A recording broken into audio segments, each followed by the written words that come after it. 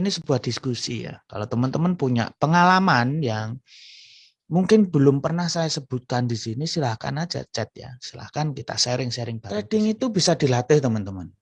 Bukan dari bakat alami. Jadi sebenarnya semuanya bisa lakukan itu. Kalaupun teman-teman susah di dalam psikologis, ada kok cara-caranya. Dari semua permasalahan tadi sebenarnya cukup kita bisa mengambil kesimpulan kita ini harus percaya diri, tapi nggak boleh berlebihan. Percaya diri kita menggunakan trading plan kita agar kita bisa konsisten. Percaya diri terhadap sistem kita agar kita tetap konsisten, disiplin gitu ya. Percaya diri terhadap bisnis kita karena bisnis kita ini bisa mendatangkan profit. Percaya diri pada pembatasan risiko kita karena dengan membatasi risiko itu kita bisa selamat.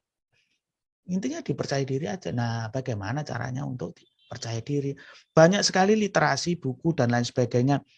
Caranya apa? Jangan emosi. Pokoknya psikologis itu nomor satu. Nggak boleh emosi, nggak boleh serakah, nggak boleh bla bla bla bla, harus sabar dan lain sebagainya.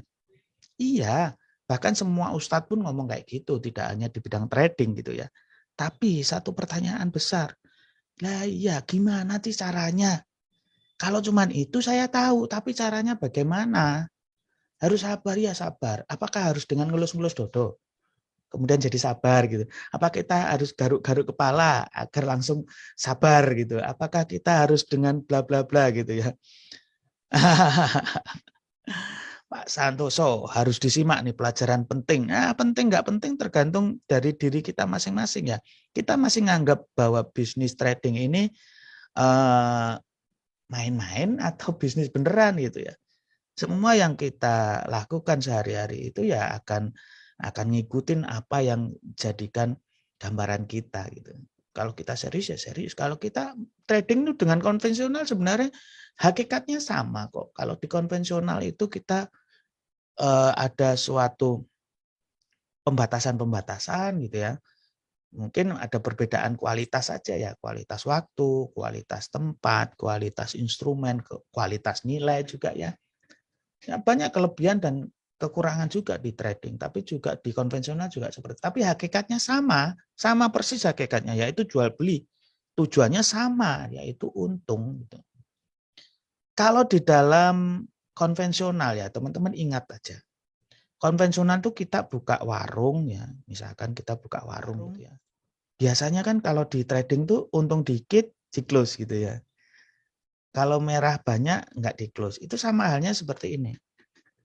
Kita dibuka warung gitu, sudah dapat untung dikit, tuh ditutup warungnya. Kalau belum laku ya dibuka terus sampai laku, sampai untung gitu. Kalau kita buka warung, untung dikit ditutup. Pak maaf saya sudah untung, belinya besok aja ya, gitu ya. Kan lucu kelihatannya gitu.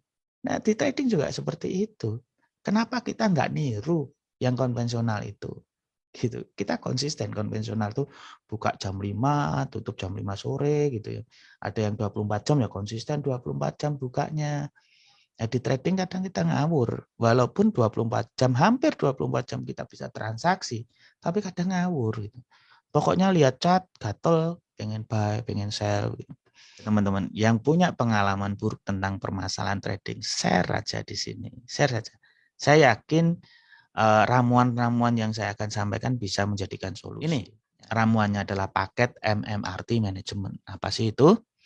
Yang dimaksud dengan manajemen atau pengelolaan yang saya akan sampaikan itu adalah pertama mindset. Ya kadang kita bisa percuma saja ya.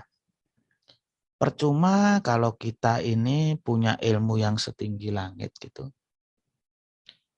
Punya kesaktian jurus strategi trading yang handal setingkat dewa gitu katanya.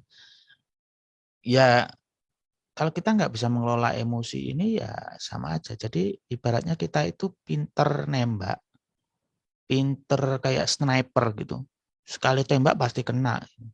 Tapi dia nggak apa ya, gegabah ya, nggak punya pembatasan risiko seperti nggak pakai helm, seperti dia nggak sembunyi gitu ya. Ya pasti aja akan terkena tembakan kembali gitu dia. termasuk kita ini. Jadi jangan mengandalkan sebuah sniper ya, sebuah strategi yang jitu itu. Sepintar-pintarnya sniper itu juga bisa meleset, nggak bisa selalu 100% itu benar. Nah, mindset itu kan permasalahannya seperti emosi serakah, takut kehilangan, sakit hati, dendam, overload itu salah satu akibat dari gangguan-gangguan mindset. Kalau kita bisa menjaga mindset itu, bisa seluruhnya teratasi itu ya. Yang utama adalah mindset. Mindset itu meliputi semua hal yang di bawah ini. Money dan risk serta trade ya. Artinya bukanlah ini berdiri sendiri-sendiri ya. Mindset meliputi manajemen, risk management, trade management gitu ya. Kalau mungkin asumsi kita, cara pandang kita mindset beda lagi. Udahlah saya pakai trade aja, nggak pakai mindset. Saya pakai risk aja, nggak pakai trade. Ya salah, ini harus satu kesatuan. Sekali lagi ini adalah satu kesatuan. Nggak boleh dipisahkan. Bahkan nih kalau trade saja berarti apa? Yang menunjuk ya ini 25% saja. Kalau kita selama ini belajar terus cari strategi handal, cari apapun yang handal-handal ya, cari guru yang mahal, buku yang mahal, itu ternyata sak mentok-mentok ya. Sebagus-bagusnya trade management, strategi manajemen, ya mungkin 25% saja mempengaruhi kesuksesan kita kalau tanpa risk management dan money management, bahkan nih mindset management gitu.